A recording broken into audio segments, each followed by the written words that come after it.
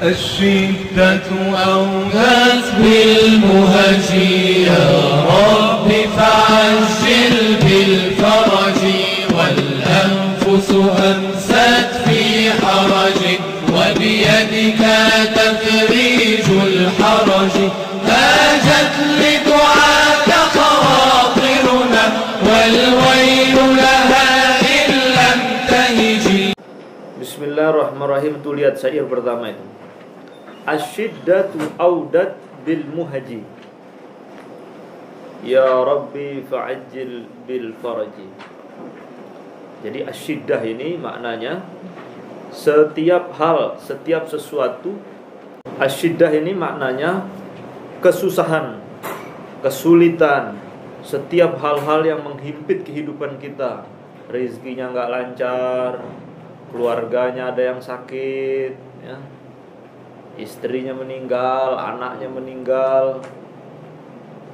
Pokok apa saja masalah yang menghimpit dada kita itu namanya syiddah. Maka di sini Imam Ghazali langsung kata-kata pertamanya asyiddatu, malapetaka, audat, telah menghancurkan bil muhaji hati kami. Jadi saking beratnya masalah itu seakan-akan hati ini hancur rasanya. Maka beliau mengatakan, ya Rabbi fa'ajil bil faraji, ya Tuhanku fa'ajil, segerakanlah bil faraji, jalan keluar dalam masalahku ini. Bisa dipahami maknanya? Jadi sebelum minta, diadukan dulu masalahnya, ya. Jadi sebelum meminta jalan keluar dalam masalah, maka Imam Ghazali mengatakan asyiddatu audat bil muhaji. Ini masalah yang sedang saya pikul, yang sedang saya derita, ini hampir menghancurkan hatiku ya Allah. Mau binasa saya ini, mau mati. Maka ya Allah, fa'ajil bil faraji, segerakanlah pertolonganmu, segerakanlah jalan keluar dalam masalahku ini. Jadi orang itu latihan kalau punya masalah apa saja selesaikan sama doa. Karena kalau orang itu mengandalkan usahanya, pikirannya dalam menyelesaikan masalah, itu nanti tambah berat. Antum kalau punya masalah itu seperti orang yang diikat tangannya. Semakin antum merontak, maka ikatan tali yang mengikat tangan antum itu semakin kuat, malah sulit dilepas. Terus bagaimana? Doa kepada Allah. Udah dong. Mesti Allah Subhanahu wa taala akan beri jalan keluar. Pasti itu. Kemudian Imam Ghazali melanjutkan wal anfusu amsat fi harajin. Seluruh jiwa kami amsat dalam keadaan fi harajin, dalam keadaan sempit, susah, benar-benar terdesak. Jadi orang itu kalau tengah ditimpa masalah itu rasanya tuh dada itu sempit, ya. Betul. Itu nafas itu terengah-engah. Allahu Akbar, sesek rasanya. Itu haraj namanya itu. Rasanya dada itu sempit sekali. Maka Imam Ghazali di sini mengatakan, mengeluhkan keadaan dirinya. Jiwa-jiwa kami sekarang dalam keadaan susah, dada rasanya sempit. Wa biyadika tafrijul haraji, dan di dalam kekuasaanmu lah terdapat tafrijul haraji, kelonggaran dalam kesempitan ini. Jadi sebagaimana masalah itu datang dari Allah, berarti yang menyelesaikan masalah itu siapa? Allah. Ya Allah.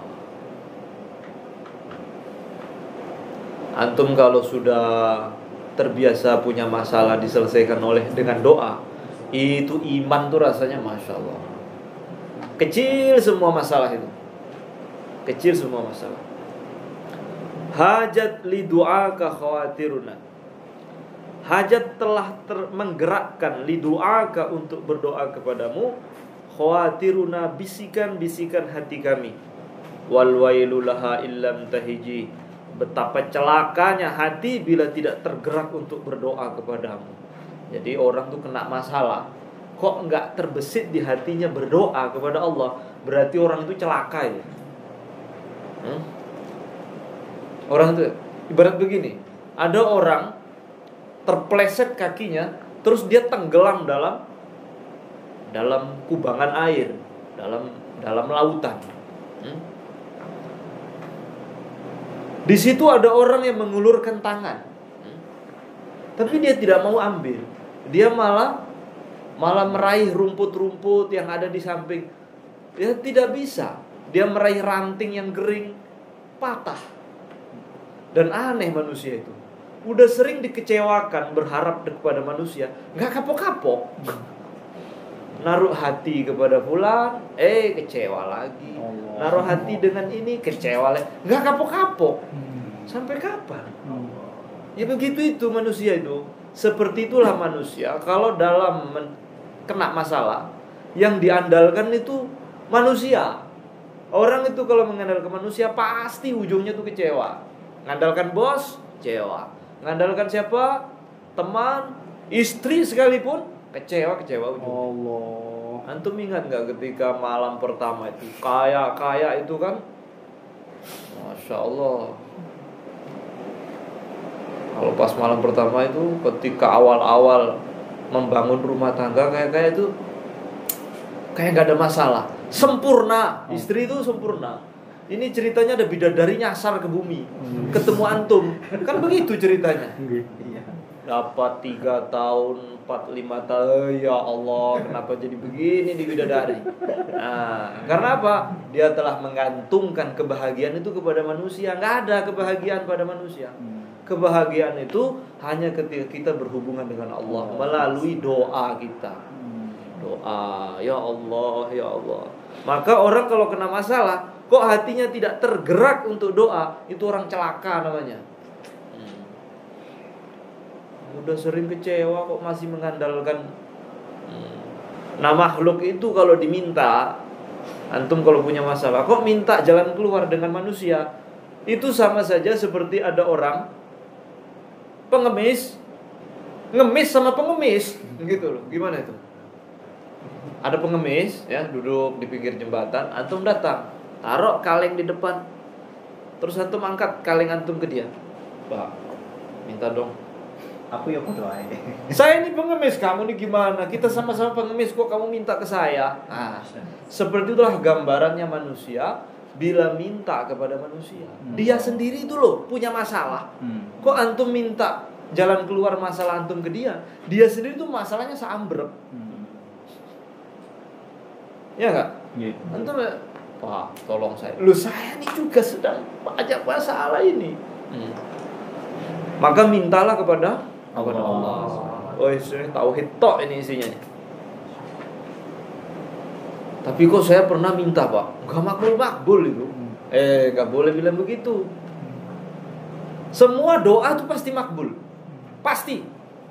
Karena itu sudah janji Allah. Idza salaka ibadi anni fa inni qarib. Barang siapa yang hambaku memohon kepadaku, idza salaka ibadi, bila hambaku meminta kepadaku, katakanlah Muhammad kepada mereka, inni qarib, aku tuh dekat. Minta tolong kepada yang jauh. Enggak dengar manusia itu. Kalau mau minta tolong kepada yang maha dekat, siapa? Allah sendiri yang bilang, katakan, inni qarib, aku itu dekat. Ujibu da'watad da'i idza da'ani. Aku selalu menerima siapa saja yang mohon kepadaku. Nah, yang ujibu da'watad da'i idza da'ani. Ud'uni astajib lakum. Mintalah kepadaku, niscaya aku akan beri. Coba bayangkan. Coba antum renungi kalimat ini. Ud'uni, mintalah kepadaku. Loh, masalah dari Allah. Kita sekarang sedang kena masalah, terus Allah sendiri mengatakan doa. Kayak gini ya. Saya tahu antum ini gak ada duit nih. Datang, melas ya, bibirnya kering, gemeter gitu, belum makan. Saya udah tahu nih, ini orang sedang punya masalah. Terus saya taruh nih tangan saya ke dalam kantong. Bilang, berapa? Nah, ini udah gini nih. Berapa? Yang bener, Bil. Iya, berapa? 1 juta. Nah, tuh. Nah, ini loh makhluk antar makhluk. Yang kita pun kalau memberi itu terbatas. Ini Tuhan loh yang mengatakan, ud'uni, minta. Nah, minta kepadaku. Kayak antum datang kepada saya udah pegang. Berapa? Minta. Saya cuma minta antum untuk minta. 1 juta. Tuh. Sekarang Allah yang mengatakan, ud'uni, mintalah kepadaku wahai hambaku. Loh, yang nyuruh minta lo Allah. Kurang apa lagi kita ini? Kenapa nggak mau doa? Jelas ini? Allah sendiri yang suruh minta. Lah, saya udah minta tapi kok nggak makbul? Jangan kamu ukur makbul itu menurut keterbatasanmu. Allah itu maha tahu, mengabulkan doamu itu di kapan waktu yang tepat, di saat yang tepat, dikala kamu benar-benar di situ hajat. Kamu kan gini doanya, ya Allah, Desi Gang 5 pojok, ya Allah, desa kampung Sekar Sekar Dadu. Nah, bisa. Sok tahu tuh namanya doa kalau begitu tuh. Antum kan sering minta. Apa antum tahu dia yang terbaik untuk kamu? Seandainya dibuka dulu, misalnya ada orang tuh, tanya orang yang pernah bercerai dengan istrinya, tanya kepada dia, dulu awal-awal ketika kamu belum mendapatkan dia, itu doamu semuanya 24 jam itu terarah ke perempuan itu. Kayak sudah, inilah yang terbaik buat hidup saya. Cerai ujungnya. Kita tidak tahu apa yang terbaik untuk kita. Makanya jangan sok menentukan doa. Allah itu maha tahu apa yang terbaik untuk hambanya. Maka di dalam satu hadis, malaikat Jibril turun menemui Rasulullah SAW. Hai Muhammad, ada salam dari Tuhanmu kepadamu, dan aku diperintahkan untuk menyampaikan pesannya. Maka Nabi mengatakan, apa pesan Allah untukku? Pesannya Allah, hai Muhammad, katakanlah kepada hamba-hambaku, ada di antara mereka yang imannya itu bisa lurus kalau dia kaya. Maka seandainya aku jadikan dia miskin, maka niscaya dia akan kafir. Dan di antara hamba-hambaku ada orang yang imannya tidak bisa lurus kecuali dengan miskin. Maka kalau seandainya aku jadikan dia kaya, maka dia akan kafir. Jadi antum jadi antum, kita orang beriman, jadi apapun itu yang terbaik buat kita, supaya iman kita lurus. Coba antum, seandainya jadi apa begitu, sales di mana begitu, kan nggak ngaji di sini antum itu. Jadi justru karena kefakirannya itu justru jadi baik. Kemudian Allah mengatakan, hai Muhammad, di antara sekian hamba-hambaku ada orang-orang yang imannya itu bisa baik, hatinya itu bisa jadi baik dengan sakit. Seandainya aku berikan dia sehat, maka dia akan kufur. Ada di antara hamba-hambaku yang imannya itu bisa lurus dengan sehat. Seandainya aku jadikan dia sakit, niscaya dia kafir. Nah, inilah rahasia Allah. Kadang kita itu nggak bisa melihat ke dalam.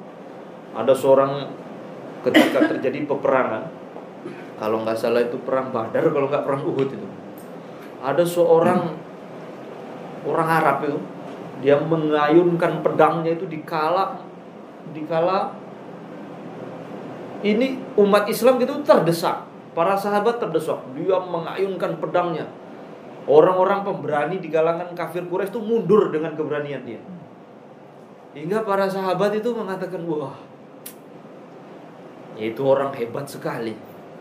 Tapi Nabi berkata lain, dia ahli neraka. Ini tengah orang jihad, semua sahabat terkagum-kagum melihat kehebatan keberanian dia. Tapi Nabi mengatakan ahli neraka. Ketika Nabi mengatakan ahli neraka, dibuntuti oleh seorang sahabat. Buntuti dia nih. Kenapa kok Nabi bilang dia ahli neraka? Tengah-tengah perang dia ketebas. Karena lukanya agak dalam, gak kuat nerima rasa sakitnya. Maka dia gak kuat, dia balik pedangnya, dia letakkan di lehernya, kemudian dia jatuhkan dirinya, bunuh diri ternyata. Maka ketika dia melihat kejadian itu, dia kembali kepada Nabi. Ya Rasulullah, benar katamu, aku melihat dengan sendiri keadaan dia. Kemudian sahabat yang lain terheran, ada apa? Saya melihat dia terluka, dia gak kuat dengan lukanya. Akhirnya dia bunuh diri. Jadi ada orang, ya toh, di balik takdir itu justru kelihatannya baik, tapi justru akan jadi buruk untuk dia.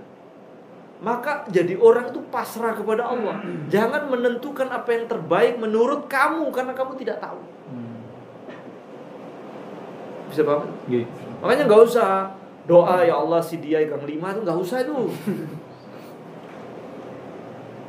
Hancurlah saya tanpa dia. Waduh, jangan elek omongan ini. Gak bagus itu. Gak ada dia, masih banyak yang lain. Kita tidak tahu siapa yang terbaik untuk kita. Nah, itu dalam hal jodoh loh itu. Begitu juga dalam hal rizki. Jo, aku kijan dodolan keripik, kok nggak naik gitu. Kenapa kok nggak jualan yang jual keripik gitu. الشدة أوهت بالمهج يا رب فعجل بالفرج والأنفس أمست في حرج وبيدك